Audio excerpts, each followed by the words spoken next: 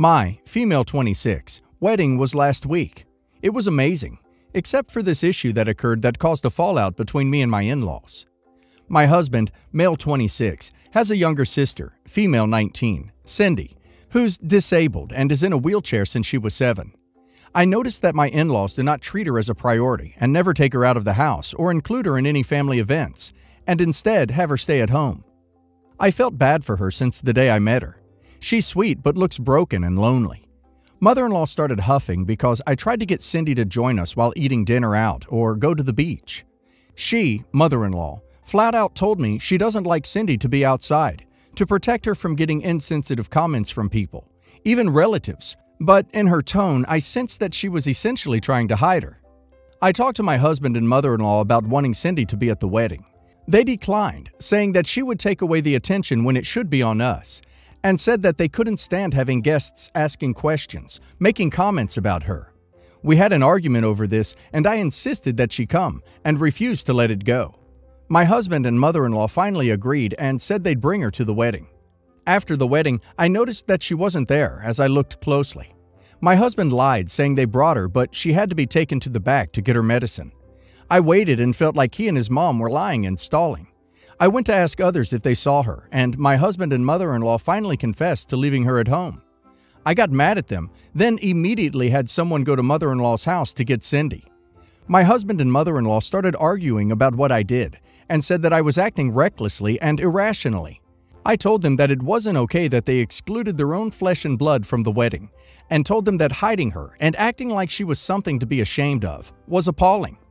Cindy arrived with my husband's aunt, who was with her at the time, and I had them sit nearby. I made sure that Cindy enjoyed her time despite feeling out of place a bit. My husband and mother-in-law were pissed at me, and mother-in-law said that what I did shows how I will be treating them for years to come, by overriding their wishes and disrespecting them. I told them Cindy's presence wasn't hurting anyone, but my husband said I ruined the wedding by making a scene and fussing over this. This set the tone for the rest of the week. He's still upset with me and keeps having conversations with his mom about what happened and making me out to be the disrespectful one in this situation. Not the a-hole. Why do you want to be with this man? Seriously, he's clearly an a-hole. You may be able to get an annulment at this point and to be able to avoid the whole divorce situation. Think about this. If you were to have a child with a disability, how will he and his family treat them? You know, this is wrong. We have not heard from Cindy in all of this. We don't know what Cindy wants. She may have problems that have not been shared with OP. She may hate crowds. OP is like, I want her at the wedding. You are not treating her well. She never says she talked to Cindy or asked what Cindy wanted. She just assumes a whole bunch of stuff, and she overrode Cindy's caregivers and stomped all over their boundaries. OP may be a bridezilla here. We have no idea. People always paint themselves in the best light. I hear a whole bunch of people telling Cindy what she should be doing, and no one asking her. So, a few years ago, I've bought the old car from my dad. He bought a new one, and mine was on its last leg wheel. Since I'm comfortable with that car and knew my dad was the only owner, I bought it. Note, I'm very stupid and thought he changed the title into my name, but that never happened.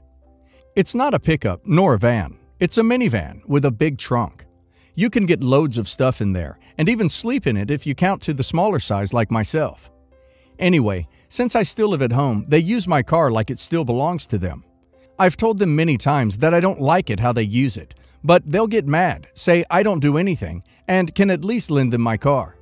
Sometimes they ask. Sometimes the car is just gone and I can't go to my friend like we planned. When I say no, they'll get passive-aggressive and start guilt-tripping me. After everything I've done for you. If my sibling or a friend needs larger stuff moved, like a shelf or so, they use my car.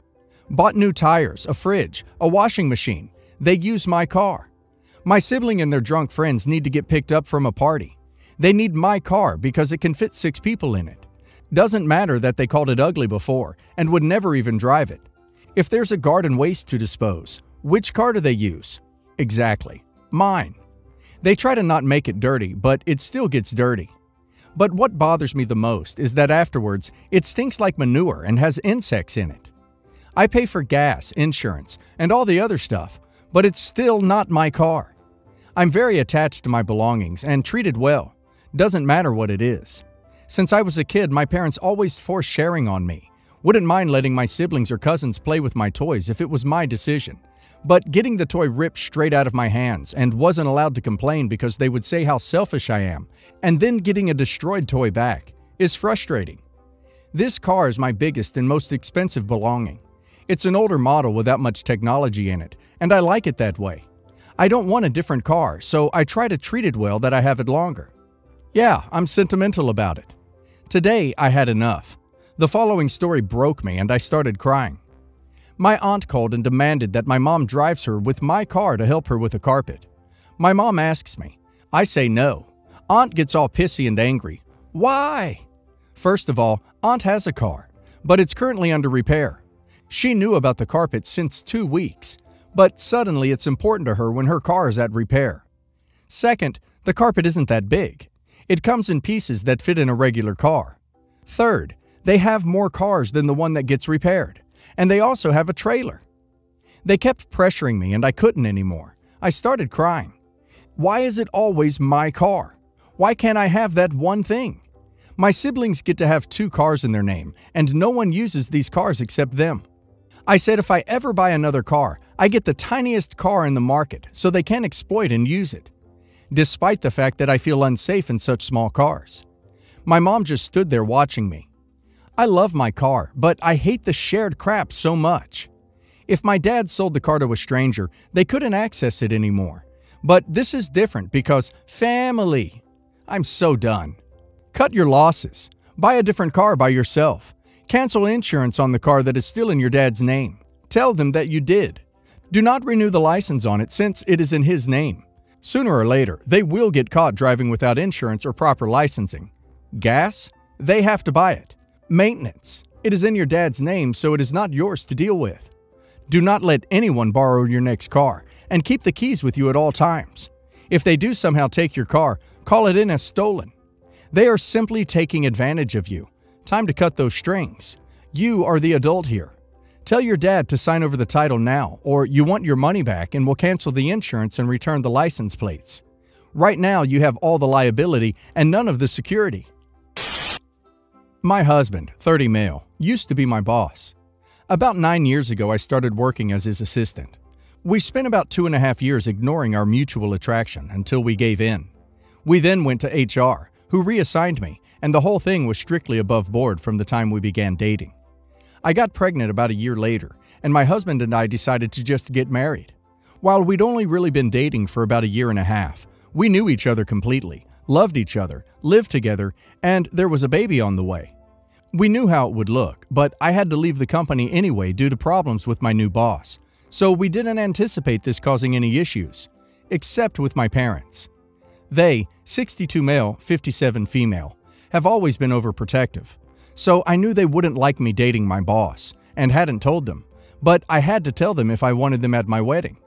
We decided to be mostly honest with them about how it was strictly professional until it wasn't. How the second it got unprofessional, we went to HR. How he had never taken advantage of me, but now he wanted to get married and we wanted them there. We did not mention the baby because I felt like giving them that information in addition to the rest all at once would just break them. I was only about 4 months along when the wedding happened, so the bump was easily hidden by a flowy dress. The wedding itself went off without a hitch, and apart from my mother pulling me into the bathroom shortly before the ceremony to ask if I was sure about this, which I said I was, my parents seemed to take it well. The ceremony and reception were at 2 different venues, and we had to travel from one to the other, and my parents never arrived at the reception. I called them and got ignored, and then my brother called them, and they told him that they were going home. I don't remember the exact reason they gave, but it amounted to them being tired and uncomfortable. I tried contacting them after the wedding, but found that I was blocked on everything except email, which I used to send them a long letter, essentially saying that I'm an adult who made an adult choice, and I hope they can respect that. 5 years later, I have not heard from my parents since my wedding. My husband and I are not big on social media in general, but I recently posted something for our 5th anniversary, in which I mentioned our 2 kids and 3rd one on the way. Within a month of making this post, my parents left a voicemail saying they saw the post, and having had no idea that they had grandchildren previously, now want to meet them. I haven't responded, and there have been a few follow-ups since then asking why I haven't. I don't know what to do, but my gut instinct is that 5 years is too long, and it's about the kids, not about them respecting my choices or relationship. However, I can't help but feel that I'm being unfair, and my brother agrees, because I told them in my email that if they could learn to respect my choice and my marriage eventually, then we could talk, and now I'm retroactively applying a time limit. Edit. My husband is not white. I am, as are my parents.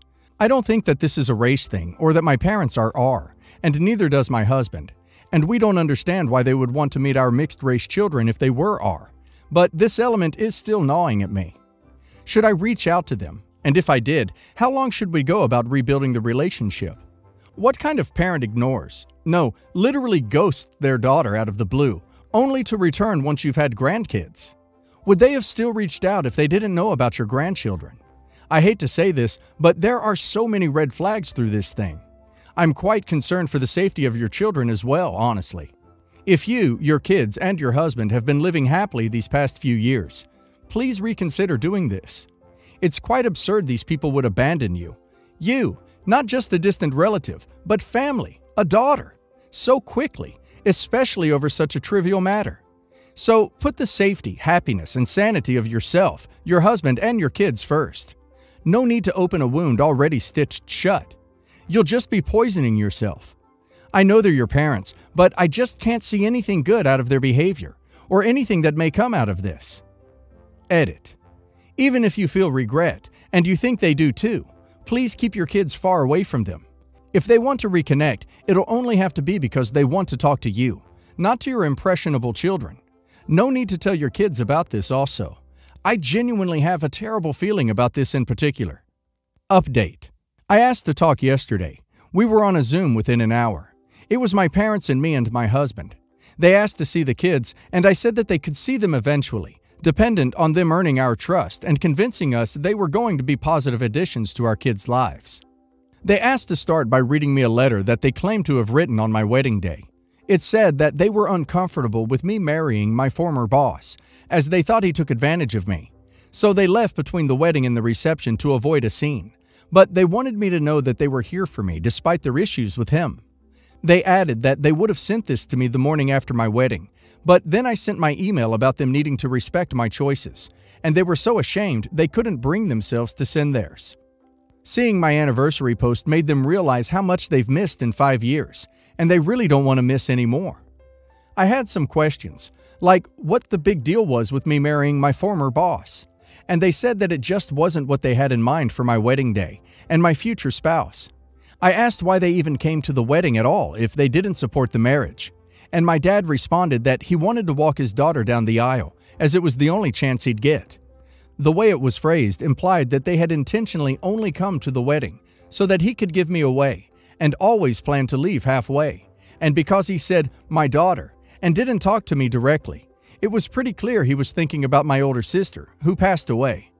My husband caught that too, and said that if they were talking to me, they should address me directly. Then added that if they had planned to leave, they should have told us, as we wouldn't have invited them. And the fact that they waited 5 years to reach out was going to take more reason than shame. As a father, he didn't understand how they could ignore their daughter for years, or only get back in touch when we had kids. My dad snapped that he wasn't going to take this from a kushi, a slur meaning dark-skinned. My mother immediately tried to run damage control, but I ended the call. They have since messaged me several times trying to explain that calling my husband a racial slur wasn't indicative of an R attitude, and he wouldn't have said that in front of the kids, so they should still get to meet them. I've spent 5 years wondering how they were so offended by me marrying my boss that it earned no contact for half a decade. Turns out, they're just are. It's almost nice to find out. If it were just the boss thing, I would have sympathy for them, and we might even be able to reconcile. But with this, it's now just a question of if I'm going to knowingly expose my mixed-race children to a couple of R, which I am obviously not going to do. Sometimes we need to cut out people from our lives to protect who we are. This time, you are doing that and protecting your family. They have shown who they are, and cutting them out can mean cutting out the toxicity. Yes, forgiveness is something we should all strive for, But sometimes we just don't need that negativity around us.